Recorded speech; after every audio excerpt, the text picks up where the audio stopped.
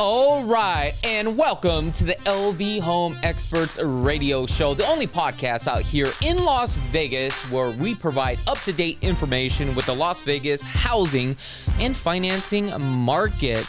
Today, we have a very special guest, Paul Gilroy with Evolve Realty. So today, we are going to be talking about what's going on with the Las Vegas housing market.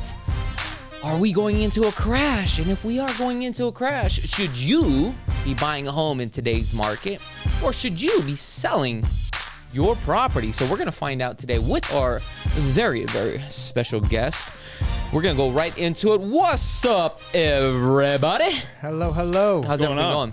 Did you like the intro, Dan? That was like that was actually fire. It was. It was good, right? I got chills on my back right now. Me too. My hair was standing up in my back right now. I was very flattered. Thank you, Chakits. Very flattered. I'm happy to be here. Very grateful to be here. You know what? I do appreciate you taking your time by coming on out here. I mean, you could have went anywhere, right? But you decided to come here. I definitely decided to come here. I'm very excited. I'm very grateful. I'm hopefully can share some knowledge.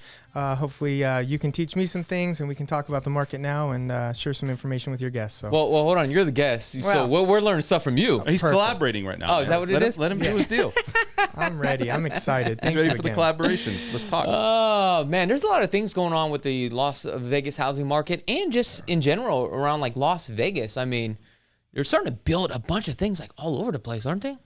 Yeah, I mean, I don't think they missed a beat. Yeah. I mean, they've been going COVID obviously shut down the strip here, but everything else has just been on fire since then. You know what's amazing? They're still building, they're actually building a casino right off of like 215 and what was it, like Buffalo? Durango? Yeah, was it Durango? Yeah, Durango. It's a station casino. Yeah, station casino. What is a station casino? It's Durango Station. I actually just sold a property right over there. It's beautiful. They're putting it up fast. Like you said, they didn't skip a beat. Yeah, that's weird, telling you, it's awesome. It's going to be great location.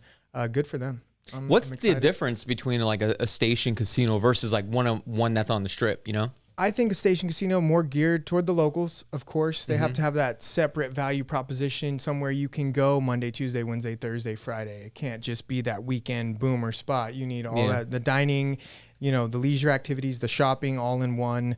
And I think they're going to do it. The renderings look incredible. Is it like more of a modern style? It is. It is a very modern style, very clean. I think it's going to be one of the most modern, clean looking properties we've ever seen. I don't know, man. The Red Rock Casino is pretty hot though, man. It is. It's right there next to the downtown SUMMERLIN. I never go there though. But I mean, you go out. I mean, look, it's to me, it's not as busy. But it does have that elegance feel to it. It does. It does. Really does. Believe it or not, that opened quite some time ago. So they are doing some new things with the Durango one. I live right by the Red Rock. We still go there every now and again. They got some great things. Downtown SUMMERLIN's right there. But this Durango station, I think it's really going to be top notch. I hope the pricing is not like Red Rock. And the only reason why I'm saying that is because, I'm a professional bowler, guys. You know, I just want to let you You guys got your know own that. bowling ball with your name on it? I actually got 6 balls right now. Oh, Damn, I only got There you 2. go. Yes. I know how dorky that sounds, but I literally spent thousands of dollars on bowling equipment. Like when I was a kid, I was like, bowling is for dorks. But then I realized, I guess I'm a dork. But anyway, I went to Red Rock to go bowling, and I realized how expensive bowling is at the Red Rock versus other like station casinos. But Yeah, do you man. think it's just a little bit more pricier because it's in the SUMMERLIN area? Oh, for sure. yeah. Dude, Yeah, you go to downtown Summerlin, Yeah. and I go to watch movies at Town Square. Right. Town Square is the same thing as downtown Summerlin to me. Walk in, it's like $20 per ticket. You know, like if you want to, the cool thing is they got alcohol there. You want to get some wine or some Right, beers. right. But it's like, man, you leave that thing, it's like $150 tab. And I'm like, did I go out to the club or did I go to a movie? Like, I don't know what I Yeah, did. Little bit but of both. I can tell you, well, you can't say that because you have what, a family of 3, right? Yeah. But still, I mean, you look at the cost. Yeah. And it's like, what did I get for that? Like, I went to the movies, had some popcorn, maybe a glass of wine, whatever it is, and hang out with the fam or whatever. $120. It's like, well, what was it on? You know what I mean? It's just, that's what the cost is. Did you get extra butter? You got extra butter. Oh, there you go. And if you want salt, that's an extra $5 Yeah, cost. there you go. Talking about movies, I started going to the movies for the past 2 weeks, and You did. I'm not really a movie kind of guy. What was But, your experience? I went over to Boulder and had their like regular seats, and that's where I actually watched Top Gun, which is I thought it was a pretty good movie, but we were just debating. I think Top Gun, the first one for me, was the all-time best, right? 2 was a little bit unrealistic, but it was cool as far as graphics. Okay, That's fair. but now I want to talk about. I went over to the I think it's called Galaxy Theater, Yep. and I did the reclining one. Did you fall asleep? I didn't fall asleep, but I always Always a do. challenge. I can't do it. it was Agreed. comfortable. It I was agree. comfortable. So can't now do it. I can't go backwards. Yeah, no, I wouldn't either. The one at downtown Summerlin, same Yeah. thing. Recline, get the wine, get the beer. They'll serve you food at the chair. You know, I can't drink too much because you will fall asleep in those recliners. But that experience is hard to beat. You ever It is wake hard up to and the lights come on like at the club? You know, like at 2 o'clock in the morning, the Just lights. start Everybody's clapping. like, "Wait, man, what's going on here?" Like, It's amazing. It's an amazing movie. So now that they are building everything, and obviously they're not only building casinos. I mean, they're just building like galore out here, even like housing. But you know, all the propaganda and what's going on around the United States. You know, there's a recession, things are going on, which I think some of that is true. But you know, a lot of people right now are just kind of sitting on the sidelines, right? agree. And I'm going to tell you this, like. This week, I literally got 4 listing appointments to set up appointments for this week to go out and see if it's worth it to sell the home or just, you know, rent out the home. And it's just amazing to me how that people, like their mind shift is like, it's almost like in panic mode. Yep. Right? Yep. So Absolutely. I guess the question I have for you, let's start off with like, what's going on in the housing market? Like for yourself, like what are you seeing? Give us your opinion, your Absolutely. thoughts. Would love to. So, you know, what you said, these sellers are now in panic mode because they feel like they missed the peak of the market. And the truth is they have. Yeah. I mean, it's pretty plain and simple to see that they've missed that peak. You can't time it perfectly. Yeah. So all the sellers that were waiting and trying to time it, you know, many of the sellers I had last year, they said, hey, we're gonna sell now just in case something happens. You know, they might have missed that exact peak by 6 months early, but they were still glad that they're not listing now. Yeah. So we are seeing sellers flooding the market now, more listing appointments than ever.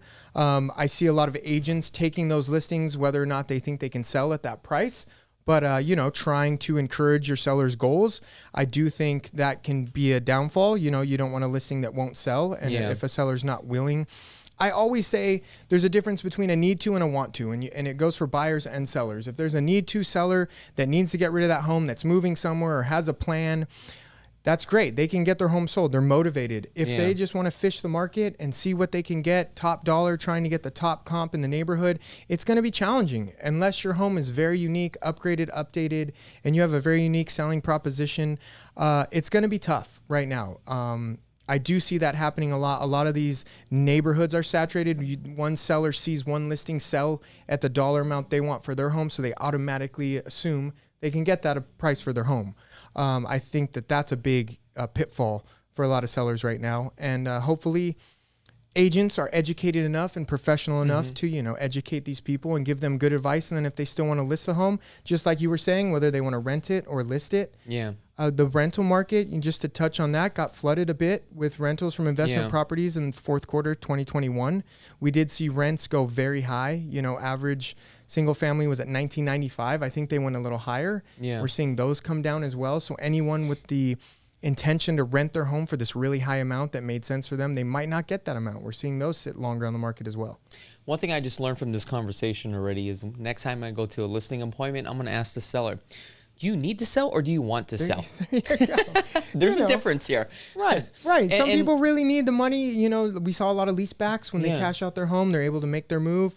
Other people do want to fish the market, and I get that too. And you know what? You make a good point, because these past listing appointments that I've been going on to, it seems like all the sellers, they want to sell, right? But they still have that mindset of the market is hot, I'm going to get over the appraised value. Right. But it was almost like it was a light switch. It literally just turned off within like 48 hours, right? Well, I think it's like this. So we saw the signs happening. Yeah. For sure. Way before what we see today in this month. Right. I mean, you had prices somewhat peak. Right. We had a very stagnant period for 2 or 3 months. We started to see properties sit on the market a little bit longer. So I think these things are things that we saw the signs. Right. But yet, when you have people like, hey, sell, buy, everybody's out there, they're working. They're not really focused on the data or the information. Yeah. But we saw these things happening a couple months ago. We had roughly 2,500 homes on the market for a good period of time. True. And, man, I'm telling you, that price point, 700 to 900, 950, that was fluctuating. And there's things weren't moving. And that's probably like one of your first signs. Like, okay, so how many homes are really moving at how many are being listed? And we started to see that shift, especially when rates came out. I agree. I think rates did catch people by surprise. 100%. We did have a lot of people get more interested in real estate during COVID. I think everybody was on social media. Entrepreneurship was up, so people were more in tune. But I think the rate increases, like you said, it was just a 60-day. Yeah. 3% to 6%. I mean, a double in rates is something unique to a lot of people's lifetime, to experience. So I think that did catch a lot of people off guard. And I think a part of this has to do with psychologic as well. Because when you start having people get into the panic mode, and we have guys like us talking on the radio, this thing is going to crash. Next thing you know it gets absorbed, right? Right. More and more people talk about it. Now the mind shifts. And now this thing is spiraling out of control. Well, there's other facets, though. Yeah. I agree part of that. Inflation, cost of living, people and the certainty of being able to afford the house payment. Now that, like you said, they're in a new home. Rate's 3%. Now they're going to lock the rate with the lender, and your payment's $300 or $400 higher. Who's going to stay in that loan? Right. It's a critical position. We're at crisis of, can I even afford this or not? Right. I completely agree, especially for locals. A lot of my clientele, my bread and butter is locals here, blue collar workers, people on the strip, hospitality. At a time we were in a great mixture of affordability with rates and prices. And now, everybody says we're in rates that were similar to things we've experienced in our lifetime, but prices aren't. Prices are higher in Vegas. We were very blessed to have an affordable housing market here compared to a lot of the rest of the country. Now, people say that we are in a recession. So let's kind of clarify a recession, right? It depends on where you get that information. True. Because my recession may be different from your recession. Recession from what? Growth. Yes, that's correct. Basically what it is. Economic growth. That's what people don't understand. Is the economy flourishing and growing at the same pace? Yeah. And so the numbers, you can go ahead and talk about the numbers. So a couple weeks ago, the median price point was at $485,000. Okay. Now it's at $480,000. That doesn't mean we're in a recession. It doesn't mean that we're in a crash. And now we are up to about almost 6,000 homes on the market. Yeah, but I think that's a different number. I'm going to tell you why. So you got 480, right? Right. And you have a lot of new homes that are coming on the MLS, right? That they didn't do before. And could that number be a lot lower? And that's kind of propping that number up. Because if you think about it, if you're not putting something on the MLS. But this is what is actually sold, though. Well, these new homes, though, right? Yeah, but these new homes, they're still selling. They're just not selling as fast. Yeah. But you're putting them on the MLS. And traditionally, new homes are higher than resale homes. Right. So maybe those numbers are being propped up a little bit, right? I think so. Well, what I'm saying is that I feel like the market, we haven't spiraled out of control, but we are starting to come into a decline. And that buyers now have the opportunity to negotiate. I literally just negotiated a brand new home, $785,000 down to $745,000. Okay. I did another new homes, a price reduction of $20,000, and was able to get the lot premium waived. And this is a brand new home. You couldn't do this 60 days ago. No. Now, what I'm saying is this. If you are a buyer, you have an opportunity, but the question is, should I be buying, right? If I'm in the market, not too sure if I want to buy, or on the selling side. But I want to focus back on the selling side for a second. Okay. Now, my question is this. Based upon the way that the market is going, if somebody is kind of sitting on the sidelines, and you talked about this a little bit, right. Do you want to sell it or do you need to sell it? So the question is, how does someone know, based upon what's going on in today's market, should I sell this property? Should I hold on to it, or should I rent the property? Now, if you were in that position where, let's just say you had like $150,000 worth of equity. Okay.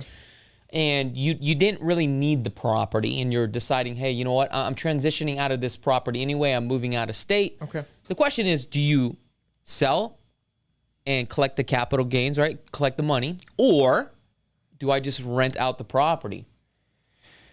I always ask, obviously if they have any mortgage at all on the property, it matters to what they're going to get in their rents. I do think if you can get a rent where you're cash flowing a substantial amount over what you might be paying on the property, then it might make sense to keep renting it. You get those tax benefits, you have that cash flow coming in.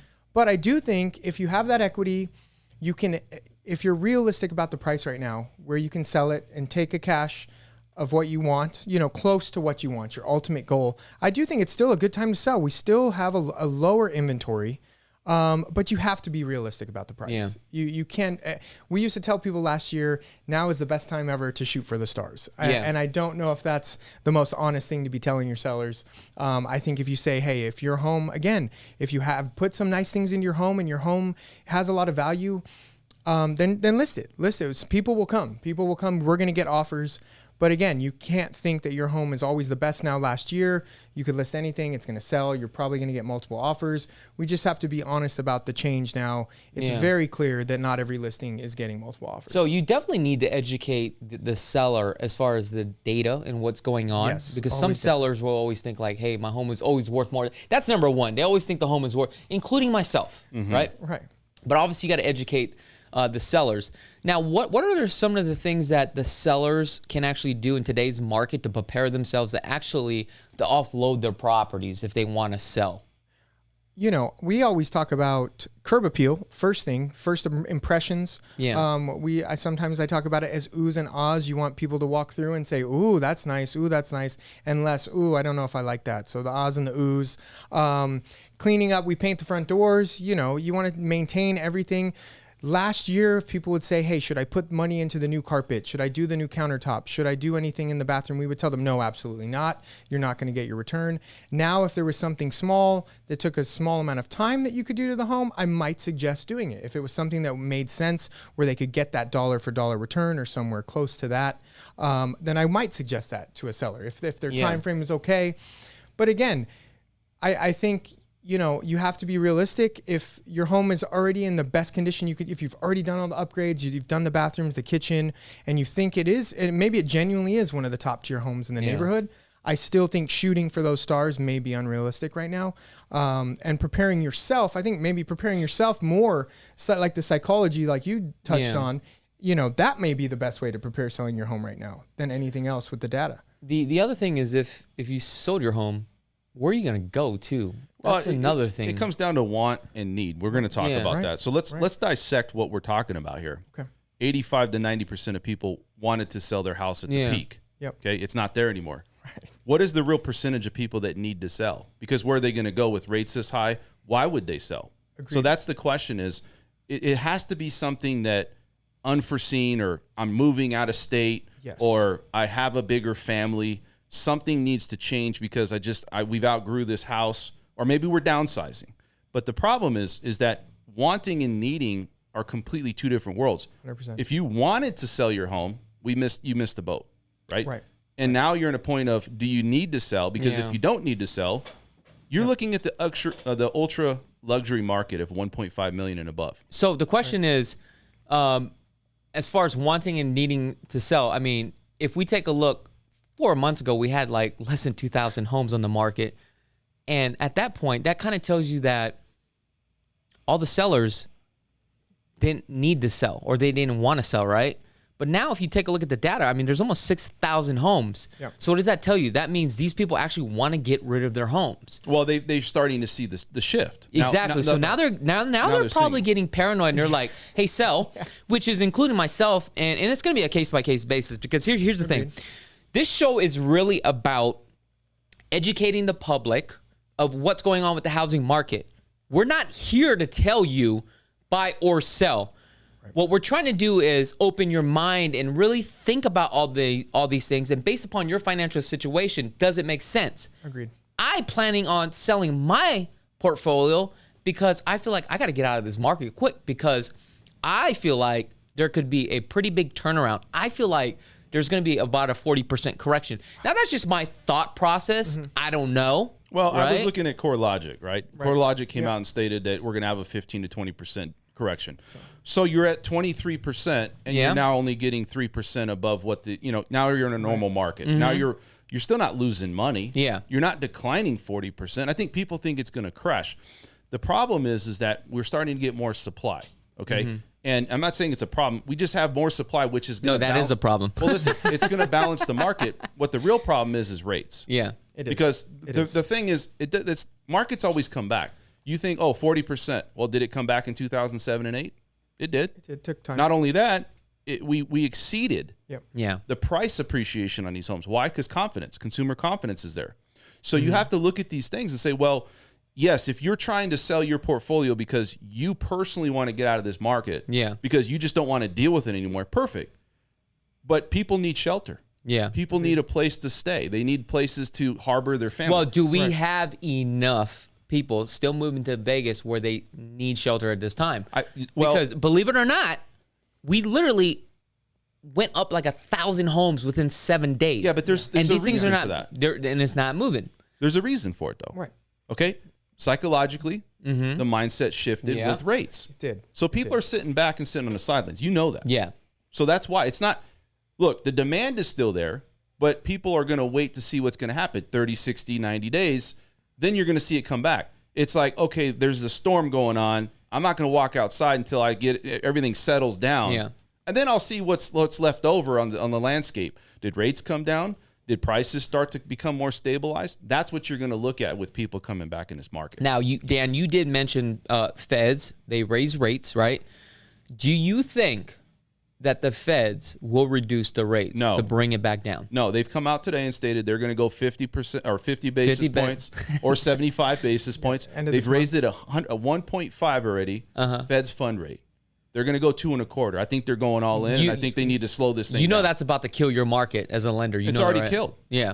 I mean, if you're already saying is the market going to stop for being a mortgage lender, it's slowed down. You're still going to have purchase contracts. Yeah. People still need shelter. They need places to live. But at the same time, hey, the Fed has nothing else they can do. Raise it to 2.25, shock everything, let it settle itself down, and we'll get back in. They have nothing to do, okay? I want you to explain, why can they not drop rates? Well, the problem is people are still spending money. We have more dollars in circulation, right? And so the data, and there's only so many levers the Fed can do. Yeah. Right? They can buy into bonds. They can do other things. They look print at money, obviously. But they also look at unemployment. Unemployment's low, right? So it's not, so you look at these things and they're like, okay. But that is a lagging indicator, so you can't go off of what they say. So just keep that in mind. It isn't. But listen, what I'm saying is the market is still not slowing down fast enough. They need to slow it down. Now, did we think it was going to go this far and this out of control? I don't think they thought that. I thought they were like, oh, well, we're going to just raise it and slowly bring this thing down. They're seeing the data and they're saying, man, this thing's going off the charts. Yeah. You need to go all in as fast as we can, raise it as high as we can, have everybody stop doing things, right? Because look, 2/3 of our economy is people spending money. That's gross domestic product, right? So that means that if you still have that going up, now we've declined in this last quarter. We've seen 2 quarters come down. But that's the only thing that they have left really to really slow the economy down. That's how they play that balancing game. And that's why you're going to see they came out and said, well, it's going to be 50. I think it's going to be 75 basis points again. They're going to hammer it home. Yep. It's going to be 2.25. I agree. And I think that thing's going to start to settle itself down. And then I would predict at the end of the year, you're going to start to see things kind of come back a little bit better. I don't think it's coming back. I think it's not going to be what it was. But you know what? The appreciation going into the beginning of 2023, we're going to still see a nice 2 to 3%. But that's what it should be. Right. This is an artificial position we're in. Not enough homes for the demand. So you're seeing prices go up. What do? Right? So this was needed. This is not like, hey, man. I don't know, man. This is a perfect storm. We're coming into the third and the fourth quarter, and with school, starting, 100%. This market is going to shift, and as the feds raise rates again, okay, school's about to start. Then we're coming in the third quarter, fourth quarter. We have the holidays. We know that's when things start to slow down dramatically. On top of having interest rates raised, right, 75 basis points and another 75 basis points, right, coming, right. In addition to that, we're gonna have probably at least over 10,000 homes on the market by the end of this year. I guarantee. Yeah, but here's what's gonna happen is the shock factor's over. Yep. If rates start to come down a little bit, which they may, if they definitely if they slow the economy down and things, rates will go up for the interim. I'm not going to say that they're going to stop, but I think you're going to start to come into more of a normal market. But you have to look at the confidence that people have is what needs to really shift in a blend with interest rates coming down a bit, because you can't go too fast, too quick. And that's what happened with rates. Exactly. Psychologically, you also have to understand that people are retracting right now because you have inflation at all-time highs. You have costs of gas, everything else. And now I'm going to go buy a mortgage that I really can't afford right now. So there's a lot of things that need to settle. And I think that's kind of the position we're in. So if you're saying that, what does that do to the housing market? It pushes more downforce into it. You're going to have more inventory. As you have more inventory, what happens? The people that need to sell, right, are going to have to constantly reduce the price. Right. Well, they're already doing it. That's what I'm saying. That's what I'm saying. So you're saying it's going to stabilize. I'm going to have to disagree with you. At the end of the year, not today. This is going to take time. Ultra luxury market right now. I'm saying there's no stabilization at this point. 1 out of 10 homes are selling 1.5 million. I'm saying this is what's going to happen.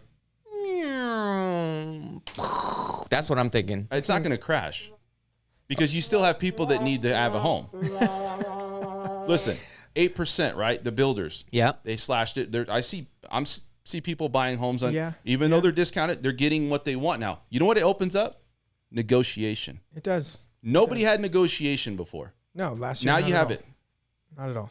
Okay, so I am predicting that there will be a crash. Dan is saying that there's not going to be a crash. So to finalize this right now, Paul, are we coming into a crash or we stabilizing like how Dan is saying? I think obviously we're in a transition period. So if we can weather the storm, and if at the end of the year, many people are talking about rates calming down, and if coming into 2023, we can see that calm down, I think we can weather the storm without a crash.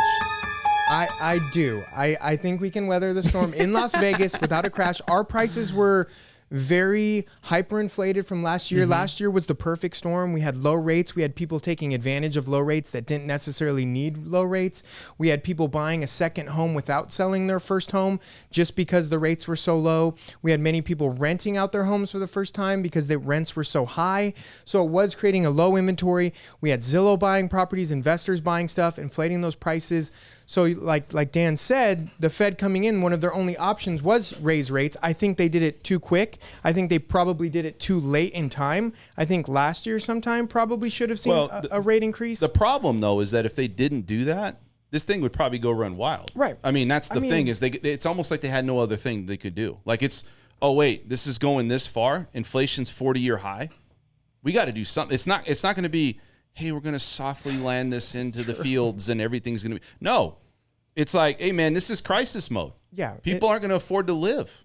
Agreed. It had run pretty wild, I think, last year. I think, getting down to 3 weeks of inventory, people offering, I just saw a home in May sell $60K over list because it had a pool. And and that shocked me that it was this late into time with the rates going up. But If they go up, what do you think they're going to max out at? 8%? You think it'll get that high this year? I think it could be close to 8. And Okay. here's what I think is going to happen. I think they're going to raise it up 75 basis points. I think rates will creep up a little bit more, even though we saw some signs that this thing's. But you have to think that, long-term and short-term bonds are two different things. Right. So it's really going to slow the economy. But I do feel that if it starts to settle itself down, you'll start to see rates come back a lot quicker. I would have to disagree. Here's why. ahead. Even though that rates are going, even though that the home pricing goes down, you may have a mindset thinking, hey, I might get into this home for a lot cheaper. However, even though rates are at 7.5%, let's just say, you're still paying the same price as of today. The problem is this. Even though that you have home pricing to go down, rates have gone up. So you need both to go down in order for it to be a backup buyer's the market. homes are already going down. The home's already going down. Well, it's going down, but it's not going down dramatically. What we're saying will rates follow suit with the houses, the housing prices coming down? And I think yes, but not right away. I think what's going to happen is the prices of homes are going to come down, and then afterwards it's going to come down. Now it might not come down to 3%. Well, I'm coming from a position where it might stay at 5%. this thing's about to spiral out of control. But even though that I'm giving you the negative news, there's always a positive side, right? Because eventually what's going to happen is if it does spiral out of control, the feds eventually are going to have to drop rates in order to move the economy again. By then, home pricing has stabilized, rates have dropped down.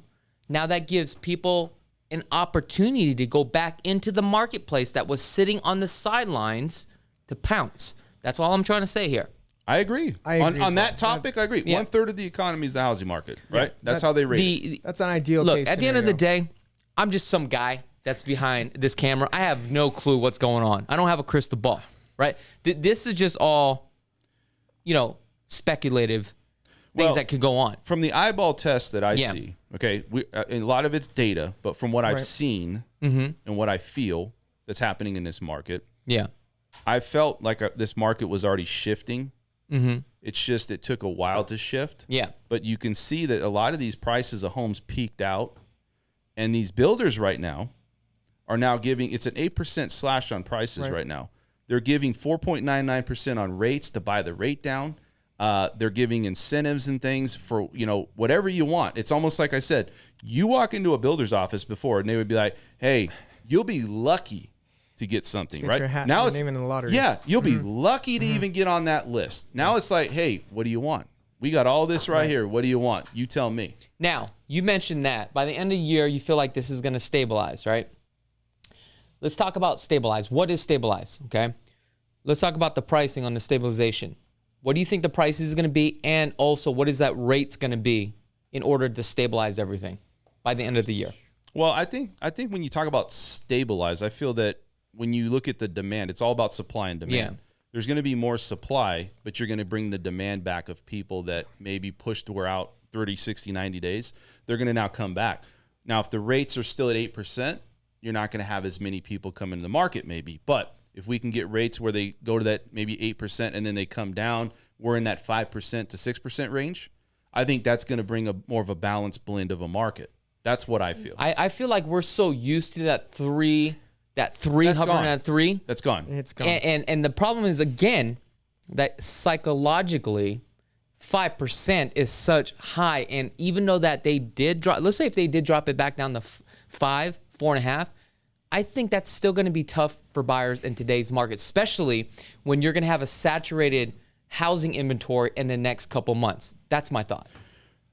You look at what I think is going to happen. You look at the Fed and how the rates came to 2.5%. That was artificial. People don't understand. Very much so. The Fed is still buying treasuries and bonds. They're manipulating the Which is the they market. should not be. Well, it's like a but big Ponzi scheme. But anyway, go ahead. So they're selling them off now because they can't afford to pay the debt on those treasuries and bonds that they have. So they're selling them off, right? So they were purchasing quite a bit more.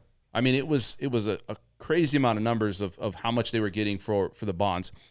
So the only way that comes back, and the reason I'm bringing it up, is they'd have to go back all in on a market like that. And we'd also have to have something like a pandemic. It couldn't be not just COVID. Something drastic in the market has to happen because you're going to see big investors. Dude, look, we have a war going on. They're still investing. Right. They're still doing, hey, not missing a beat, just like Vegas.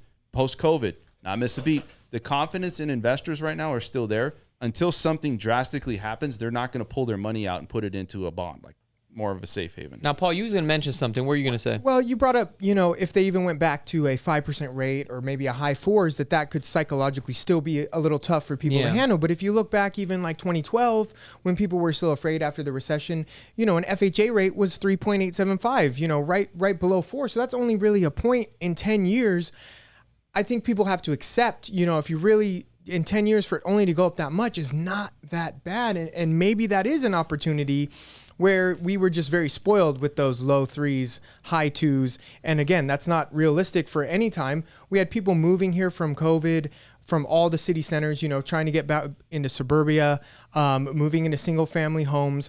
I read an article about how the Americans need to quit their love affair with single family homes. And, maybe that is something with now that the prices in Vegas have caught up to the, national affordability, that maybe people do need to. I don't want people to give up on single family homes. I don't want to see that. But if you're not willing and you can't afford a high 4 rate, I mean, that's I think the future, a high 4 rate is going to be pretty good. But also you got to take a look based upon the interest rates during that time period until now. The reason why people are so comfortable because it's a whole different generation. Right. This is not your baby boomers, right? So when we're talking about this, the mindset of a buyer, it's a whole different generation of people that were floating between that 3.5% to like 4%. And this has been going on for years. So we can't look back and say, hey, remember when it was, 19%? That doesn't count at this point. Totally agree. That doesn't matter. Agree. But I mean, this was just 10 years ago. I think, just 10 years ago, that just the other day, somebody had quoted, 4.9 or 4.8. I feel like that's shouldn't scare you. You have to prepare yourself, like you're saying. The psychology, you have to prepare yourself. You got to think too, though. You have all these different markets we've been into. Yeah. Okay. This is a completely different market than. It's always going to be a completely different market. So a 5% market today is a lot different than a 5% we had before. Psychologically, this might have a bigger impact at 5%. Yeah, but before it was $80,000. Well, now it's $480,000 at 5%. Well, that's what I'm saying. See, like if you're at 5%, you're 80,000. You're probably going in on the market. Yeah. You also don't have to deal with inflation and gas prices over $5, $7 in California. But you have to go back to home affordability. Yeah. Okay. If you look at the average person working and living in Las Vegas and the wages, we just had an increase in minimum wage, right? Yes. I understand. Where are we at right now with that? I believe it was $9.50 if you are being provided health insurance, and if not, it's $10.50. I mean, you can't even do nothing at $10. So think about it like this. You're out there, you're trying to buy a home at $250,000. I think the numbers came out where it was like 4 out of 10. If you're listing a home at $250 to like $350, you're only selling 4 out of 10 homes, right? It's not moving like it was. As you keep going and scaling up, it's even less and less and less. But you have to think the average person trying to, let's say, buy a $250,000, that's not even going to get them in the door at a $250,000 home. They're going to need supplemental income. Somebody else or something else, maybe a second job or something, you're not going to afford it. Now, even if the average person out there, which they said was like $18, $19 an hour, average salary out here is like $95,000. $17 an hour if you're an average hourly employee. Might get your foot in the door at $250. Try to compete against something like that at $500,000. Not only that. If you're making that kind of money, just to even save for the down payment, imagine how long that's even going to take you. Yeah.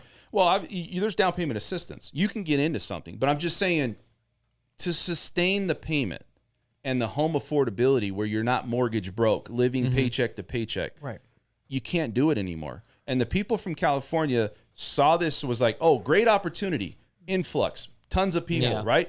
Well, guess what? That drove the prices up here. Well, now there's not much difference. There's really not much blame difference. the only people from California. No, it's not that. True. But what I'm saying is it's a mindset of, hey, who's not going to go take advantage of a better opportunity, right? They've done that. So what it's done is, and I'm not blaming that because I would, anybody would probably do the same thing. Of course. But it's drove the market up here, and now it's put people that are already living here in a position to question, is home affordability really there for me? And can I really afford a home in Las Vegas? Because now, I mean, we see it all the time in these comments. Right. Man, I wouldn't buy a home in Las Vegas. It's way overpriced now. I remember homes when they were $300,000. This needs to happen where we have these rates and this, this property decrease that we're starting to see here month to month, because 32 months in a row, homes record home prices going up. 32 months. This is the first month we haven't seen that. It's finally dropped after 32 months. I'm glad you touched on that with the price point, because I do feel, when I look at homes priced over 500,000 and homes priced under 500,000, really where our bread and butter was before for affordability. And you're looking at price decreases, but the problem is the homes that are the most affordable seem to still be selling and seem to be pretty competitive, that people are trying to get their foot in those doors. And I feel like that is only shifting those comps up and almost erasing that entire price point, just by those natural comps and that natural comp placement, putting those homes just gradually still up. I don't know what your feelings are on that, if you dabble much in that part of the market, but I do feel like that is actually contracting down. That's going up still, Now, what I see with that price point, I notice the average days on the market are a little bit longer now than usual. And that tells me that the buyers are now really kind of shopping around at that price point. They're not, spontaneously buying. They're analyzing areas, and they want to see what their money can buy. Well, that's 100% true. And here's the thing about that is, before it was, hey, we need to go quick, go fast. Let's worry about it after we get in. Now it's like, okay, wait a second. Is this really a fair deal? Is this really a market that's declining? Is this fair market value for this house? Yeah. And let's not go all in yet. Let's wait. Let's evaluate this property. And now they're doing more comparison, and they're really looking and evaluating, is this really the value of what I want to pay for a house, or is it declining, and should we wait? And I think that's the options people have now. Now, are you seeing buyers now asking for like closing costs on the resale side? Absolutely. Closing costs, sellers are actually offering concessions for specifically rate buy down, saying we will offer 5,000, 10,000 closing costs for the buyer to buy their rate down. I think that's very creative. I think that has a lot, giving that focus, what we're talking about with rates. Closing costs, much more repair requests. They want to see those things offered. Potentially, new air conditioners, repairs on the roof. Unlike anything we saw last year, where you almost couldn't even send a repair request or even have a home inspection or an appraisal contingency. Now, one of the things I ran across a couple months ago, where the sellers would not do a contingent upon a sale.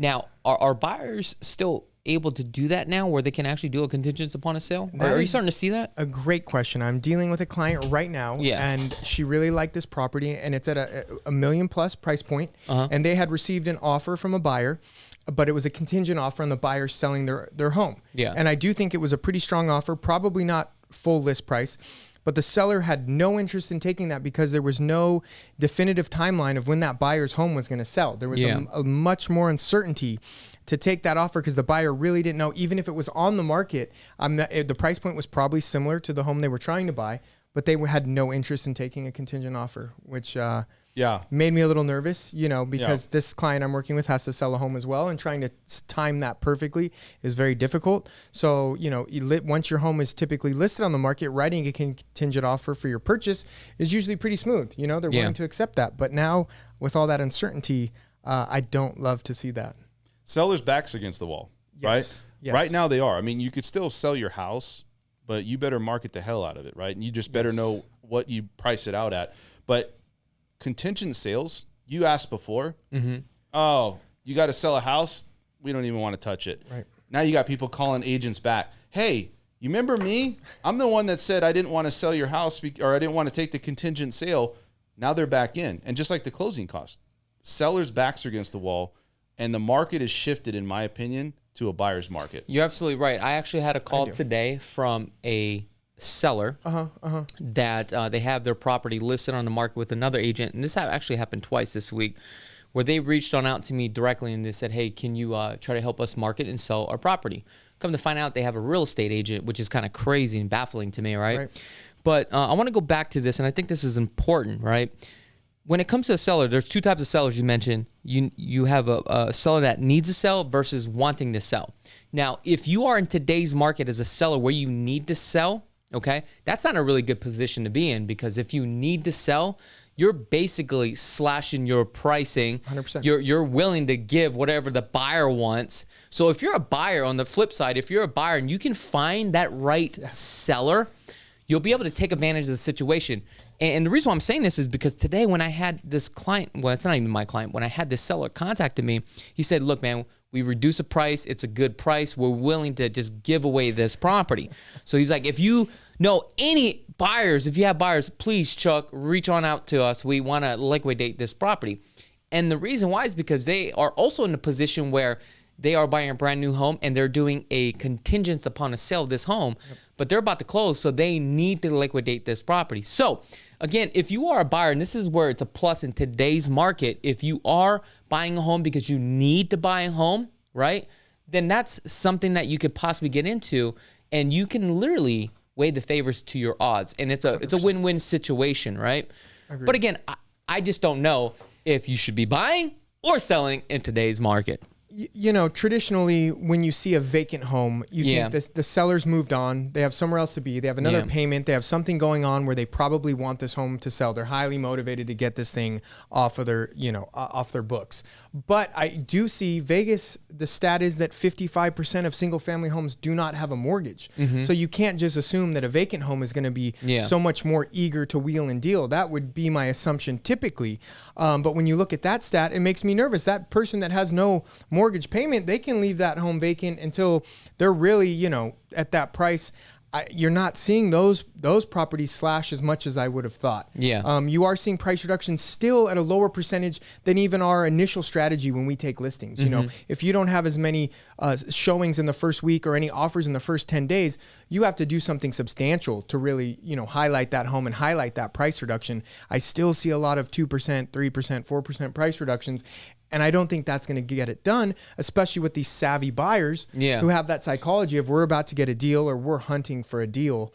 And that's what we want. That's actually a very good point. Well, there's more time. Yeah. So you have time. Before, there's no time. It was 100%. It was scarcity. Yeah. It was fear of missing out. Right. It was rates are starting to go up. Let's all go in, whatever it is. I'm not even going to go look at the house. Just make the offer. We'll go look at it after we get into contract. People are just like spending money like it was crazy, nothing. right? Yeah. And so now you look at it and you go, okay, there's a property in Summerlin. I was scouting it out, $640. Now they're priced it out at $540. Okay. $100,000 difference. You have homes where you make offers on these deals, and sellers want to do what's right by the person selling the house. Right. They're trying to make the most money. You have an offer on the table, and that's a judgment call, right? It is. Proper expectation. When you started to see that market shift, would you talk to your seller and say, look, the market is shifting. You're going to have to just, drop it now, slash it now, because guess what? That same property, they should have dropped it at that point. You look back on the market, it's still in the market, and they dropped it another $40,000. That's the problem. The problem is we're now in a position where we went, up. Now we're coming down. You have to have proper expectation and understand what's happening right now and the crisis you're in to sell your house. If you're trying to sell your house, listen to the agent, because a lot of times, Completely agree. if you don't listen to them, it'll just sit there. And I'm not saying you don't have all the cards as a seller. Yeah. Right. But I think everybody wants to make a deal. We don't want you to lose money. You don't want to lose money. Agreed. But if you understand what the market's doing and you see the shift and you know what's happening, if you don't make that move, somebody else will, and that property is going to realistically on the selling side, the real motivation really just comes down to the price. That's how you really move the property. I mean, let's just get Completely agree. Let's just get to the rock bottom here. It really starts off with the price. It does. I mean, if you're like midway and you know that there's 20 homes on the market and you're priced fairly, especially in today's market, it's probably not going to move. Right. Unless you're like the best home in the neighborhood. Of course. But if you got that thing priced like, $15,000, $20,000 below, trust me, people are going to look at that thing first. And even though that there's a little bit of repairs that need to be done, that buyer may compensate that and say, hey, you know what? I'll still take that home. Agreed. Look, you got agents calling other agents going, hey, man, that house was sold and we have the same house. How'd you sell it? Why did you not look at our house too? And I'm like, well, they like this house or you like this house, whatever.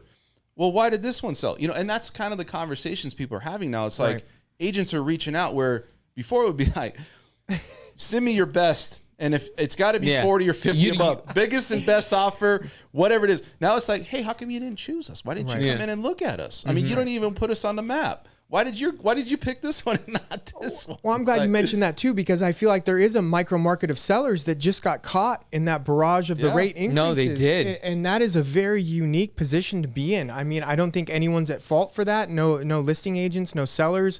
I think they were pricing where they saw where the market was. It didn't make sense for them at the time to price lower than that. But then to be presented with your agent to do this drastic price reduction, we use the analogy, you can either, rip the Band-Aid off, or it's pins and needles, and you can just go days and days and days, 30 days, 60 days, and do those small price reductions. Which one would you rather? That's exactly my point. And I'm going through that process right now. I had a property in the market for like 1.1 million.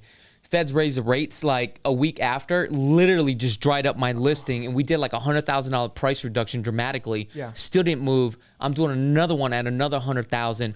I'm literally chasing the market, but at the end of the day, I don't call the shots. So the seller calls the shots. It's like you mentioned, should we rip off the Band-Aid now? Look, if not, if we don't do that dramatic price reduction where it's low enough below everybody else, our property is going to get left behind. Then what happens is you end up chasing that market. Then you can literally lose more money, and that's not a good position to be in as a seller. The problem is the psychological position that sellers have been in is still in their mind. 100%. Right? They're thinking, wait a second, just 2 months ago, I could get whatever I wanted. Now I can't. It's hard to let go. It is. And I think that's the problem is, how do I let go of another $30,000 or $40,000 when I thought I was pocketing $300, I'm only getting $220. Yeah. Right? That's the difference right now in this market. And that's what everybody's dealing with, is that where's that sweet spot? And if you're a seller out there, do you trust your agent, and do you want to sell, or are you just going to be that person that's 120 days on the market? I had a client that I took on a listing, right? And I didn't want this listing. It was at $880,000. I couldn't sell it. And I knew I could possibly sell it for $860,000. And he was like, I want you to take the list. I said, no, because it's going to cost me money just to take the listing. Explain that. So, and the reason why is because you got to do the marketing, you got to do the photos, the drone footage, all this stuff costs us money. People don't think about that. They think you just throw on the MLS. I mean, there's time involved. And where it really costs is the money is you got to run a team. You have costs that you have to incur, right? And you have to understand all the people that are involved in this transaction. They just think you throw it on the MLS and that's it. But that's not true. Now, absolutely not true. I got an offer. I think it was like at $850 or something like that. And he wanted me to counter back. I said, you better take this offer. Didn't take the offer. Psychologically. Exactly. Wanted to be greedy. You know what? We lost that deal. I countered back what he wanted. We lost the deal. I was like, dude, you got to take this. I was pleading with this guy. And I was like, this is a great offer. Didn't want to do it. Okay. Property's been on the market probably like 30 days. Finally got another offer, $810,000. That hurts. I mean, $810,000. But you know what? I presented and I said, look, the way that the market is going right now, here's all the data. Here's all the information. We're chasing the market. Accept this offer.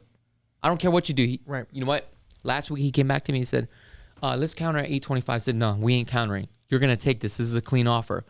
We're talking about a $15,000 price difference. I understand that, you were at that mindset at 880, but we're chasing the market right now. Guess what happened? Counter back. Buyer said, no. I'm out. Why did the buyer? Because now the buyer's, hey, I'm going to shop around. We lost that buyer. Seller contacted me back and says, hey, will you think he'll take 810? Like, no, they're gone. They're looking at other stuff. See, here's the difference. What people don't understand about this Las Vegas market is when it's hot, it's hot. Yeah. And when it's cold, it's cold. And it's weird. 100%. It's really weird how it works. There's never a middle ground.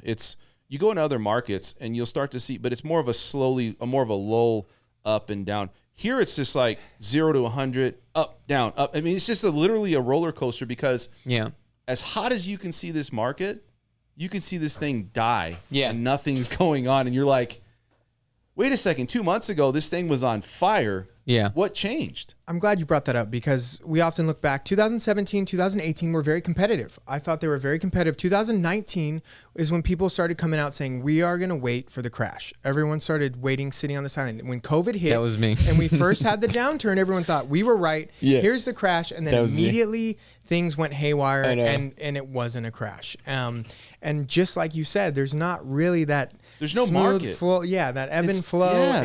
Well, you also have to understand Vegas is such a trendy city. Our primary sector is casino and hospitality. So what that means to you is that people only come here to spend money and that's it. Yeah, but it's supply and demand. The point is, think about it like this. We're over 50%. Yeah, but that's the reason why we have big swings. It's not like Texas. Like if you went out to Texas, that's the medical industry.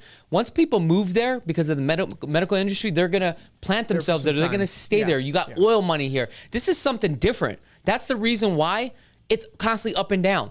This market changes every 7 days. What I'm saying though is we've been such a short of supply here for years. I would say over the course of at least the last year and a half, 2 years, that you got to think, well, now that we have more of a supply, right? The shock is gone from people like, oh, wait, this thing's starting to shift. You're looking at this market now going, okay, people have options. Why would you not because it's not just hospitality. It's really about, is there more properties in the market and less supply, right? And the demand. And right now you don't have the demand. So we're over 50% in a month and a half, 2 months of inventory from how many properties have come on the market. We were sitting at 2,500 for that's what I'm trying to say. Long time. 3 weeks We're inventory. over 50% increase month over month. Yeah, it's a little scary. So, Paul, I want to end this here. We're going to end this show here shortly, but I want to get your final thoughts as far as if you are a seller, give us a quick tip on what we can do to actually sell our home quick and fast if we actually need to sell the home. If you need to sell your home right now, remember that there's more inventory out there. You're competing against other sellers way more than before last year. You want to do everything. You want to hire an agent that's going to do pro photos, pro walkthrough, all the twilight videos, present your home spick and span, the best you've ever shown your home off in your entire life, because the whole world is going to see those photos. You're competing more now than ever, so take the time, do the right thing, make sure your agent is doing pro photos, doing everything, all the marketing, more now than ever, and maybe even contribute to that. In the past, as agents, we always paid for all that. Maybe if you are a seller, maybe you contribute to really up the ante on some of that marketing. Maybe that's an option for you too. A few $1,000s here and there, instead of shaving off $100,000 off the list price, might be worth your while. Now, if you are in the market and you want to buy a home, what advice can you give for the buyers in today's market for leverage? My advice for leverage is buyers are savvy. Sellers are becoming more aware of that. So maybe not always just do a huge underlist priced offer as your seller was denying before. Maybe you ask for some closing costs, some other concessions, and that may soften the blow to the seller, although their net may be affected the same way. It's all about the perception. In the past it was buyer eye, perception is reality. So now with the seller eyes, try to soften that, get those concessions where you can, but maybe not just hacking that list price in half right away. May not be the best way for them to take your offer if it's really the home you want. Well, I just want to say thank you for coming in. You did a really, really good job, and I want to bring you back because great information, don't you think, Dan? Oh, I loved it. Thank you, Matter of fact, guys. I was just right at home right now today talking with you. I cannot. You're like one of the boys, man. I know. Thank He you just so fit much. right in. I appreciate it very much. He did a really good It job. was a great I felt experience. good. I think he's actually one of the best guests, don't you think? I think he blended with us the best. Yes, I think so, He's too. like same age. We're all going to go have a drink afterwards I at would the love- library. Well, you guys are going to have a drink. We're going to go to the library. Really, thank you so much, guys. It was amazing. Appreciate it. Now, guys, if you guys haven't had a chance to subscribe to this channel, go ahead and click that subscribe button. Also, don't forget to check us out on Instagram. Also, I'm going to have a contact information for Paul's contact in the link in the description below if you guys need a real estate agent. And like I said, don't forget to subscribe to the channel. Until next week at 4 p.m. Pacific Standard Time, I'm out. Peace, guys.